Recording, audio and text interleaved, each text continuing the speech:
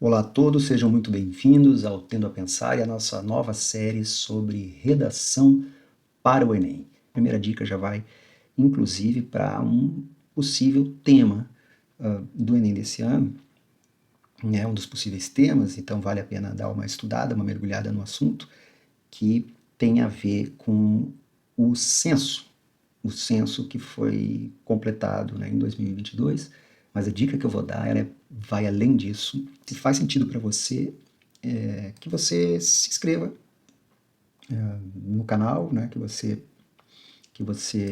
claro, né, faça aquele conjunto de coisas que todo mundo pede e que vai fazer uma diferença enorme, porque é um canal iniciante, é uma iniciativa que não tem um mês ainda e é uma iniciativa que pretende ser gratuita, claro, né, aqui no YouTube e em outros canais, para incentivar e principalmente uma iniciativa focada na educação. Então, sem mais delongas, a gente vai passar para a primeira dica, que vocês leiam editoriais.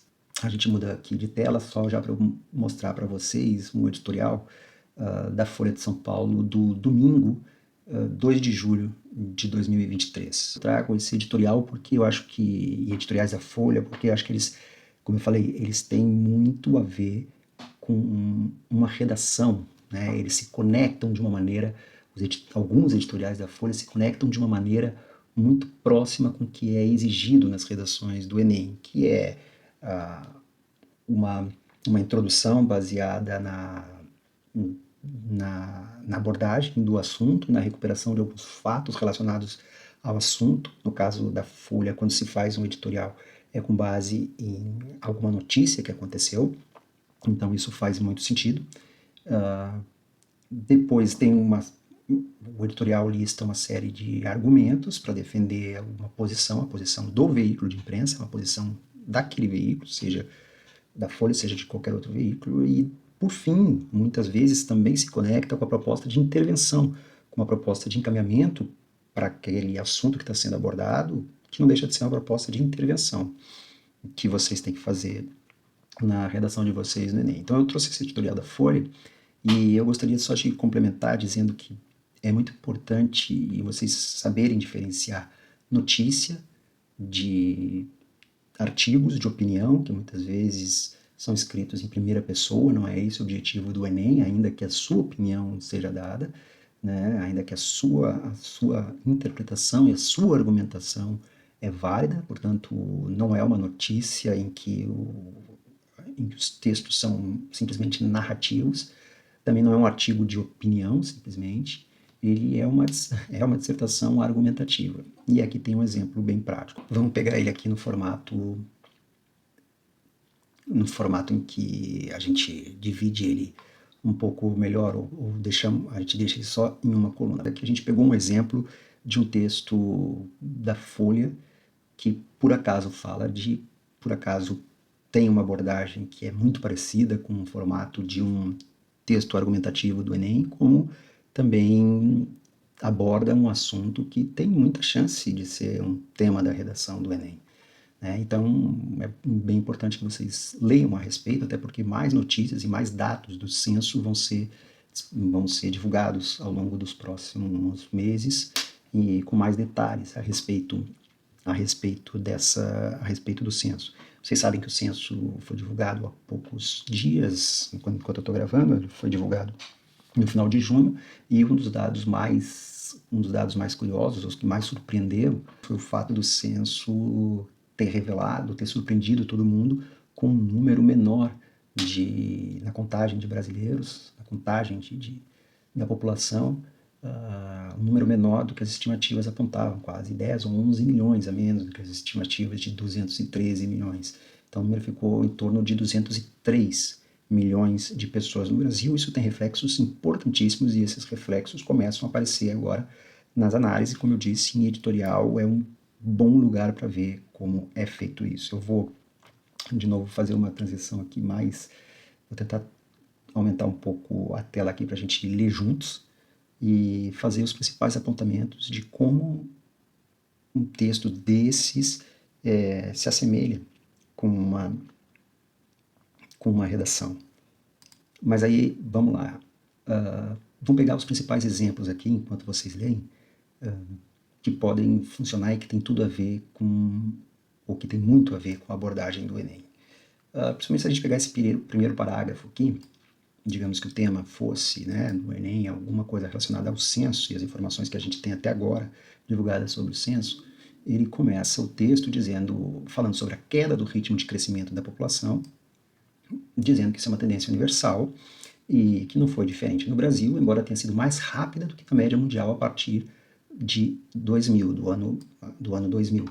Né? Então já mostra aqui uma informação que vocês podem usar, independente de qualquer assunto não, mas é uma informação importante, que talvez não esteja num texto de apoio, mas que pode ser usada, enquanto países tiveram um crescimento muito grande, um crescimento grande da população, alguns países europeus, inclusive, o Brasil teve um crescimento abaixo de 1% da população ao longo de uma década, um pouco mais de uma década.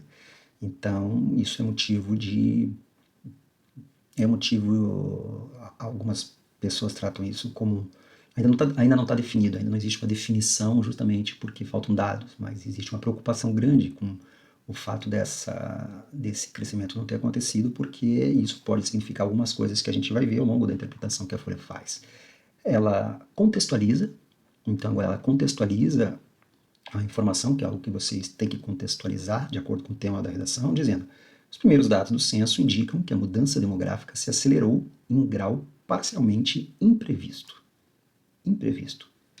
Pesquisas do IBGE estimavam uma população de pouco mais de 214 milhões de habitantes em 2022. O censo, como se sabe, contou 203 milhões. Embora ainda não se conheçam os números por faixa etária, entre outros, é quase certo que o envelhecimento populacional é agora mais veloz. Aqui, vamos terminar o parágrafo, diz: há consequências mais e menos óbvias.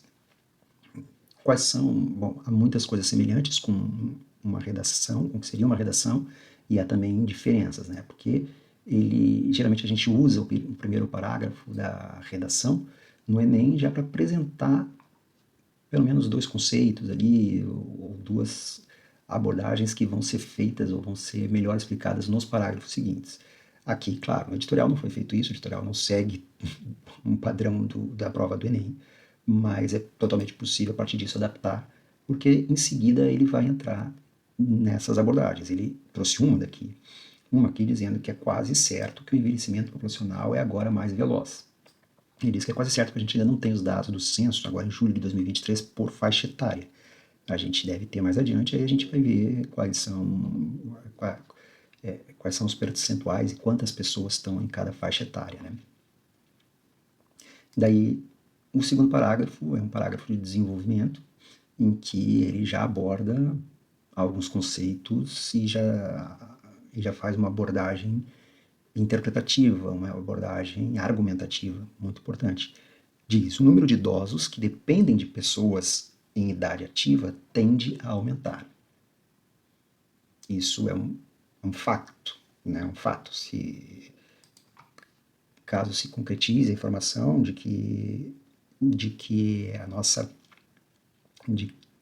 há um envelhecimento da população, ou seja, uma redução proporcional de pessoas na fase economicamente ativa e um aumento de pessoas, tanto crianças, porque a taxa de natalidade também caiu, quanto de idosos aposentados, isso gera impactos. E aqui o texto já trata disso. O número de idosos que dependem de pessoas em idade ativa tende a aumentar, com impactos na previdência, no sistema de saúde e na tributação.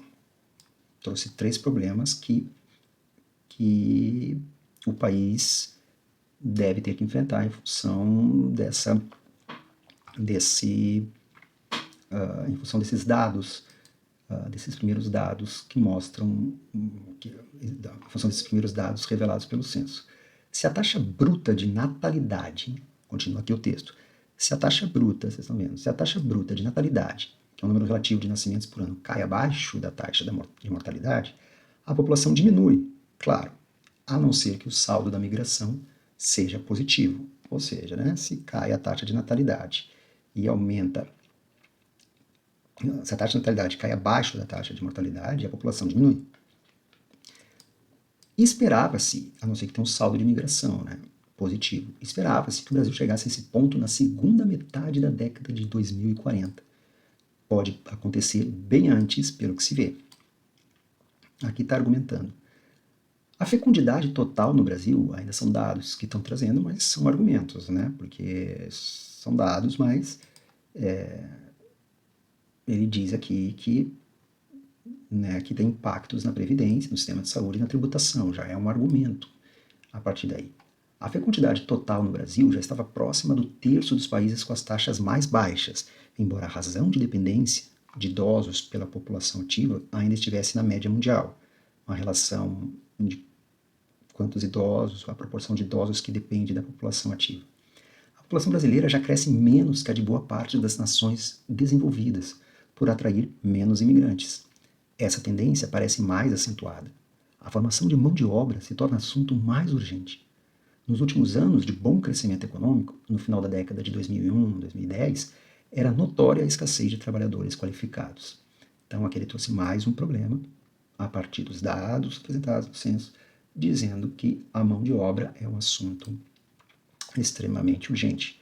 Então, ele trouxe aqui um problema da Previdência, Sistema de Saúde e Tributação, e trouxe aqui a mão de obra como um assunto urgente. Desenvolveu dois raciocínios, dois argumentos, aquela coisa que talvez vocês que já estudam ali para a redação do Enem estejam acostumados. Por isso que ler editoriais, bons editoriais ou editoriais que tratem de temas atuais, geralmente eles tratam de temas atuais, mas temas mais abrangentes do que a economia imediata ou a política, temas mais sociais, que têm impactos mais sociais, são importantes.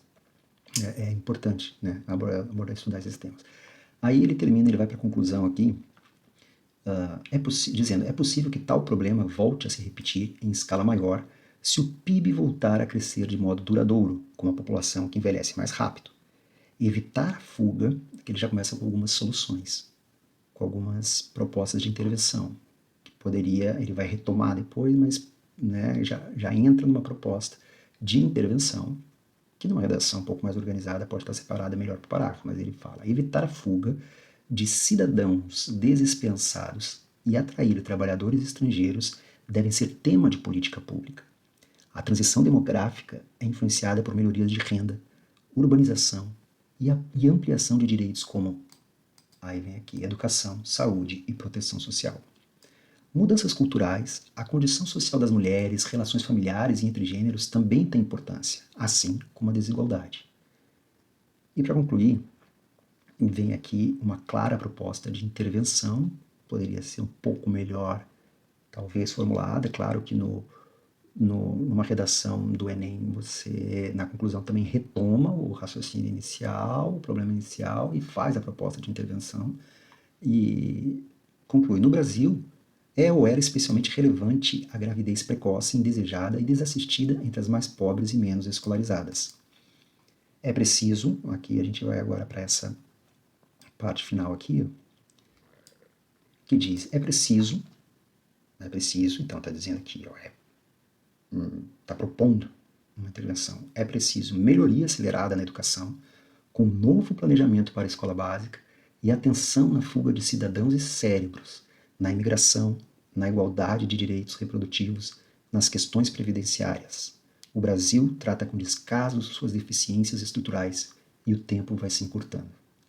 Uma proposta de intervenção bem clara, que acelerar a educação, novo planejamento para a escola básica, cuidar com a fuga de cidadãos desesperançados e também de cérebros, no sentido de pessoas que se formam, ganham diplomas, PhD e depois vão para o exterior e empregam seu conhecimento não no Brasil, mas em outros projetos.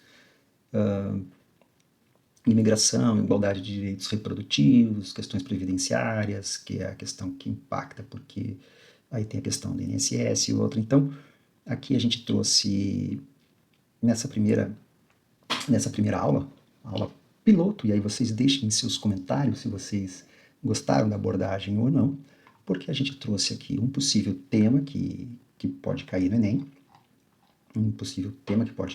que é o censo, e eu trouxe a dica para vocês de ler, acompanhar editoriais. Aqui, no caso, eu trouxe da Folha de São Paulo. Se você não gosta da Folha de São Paulo, pode ler outros. Então, se você curtiu, se inscreve e deixe seu comentário e siga as próximas aulas aqui no Tendo a Pensar sobre redação do Enem. O canal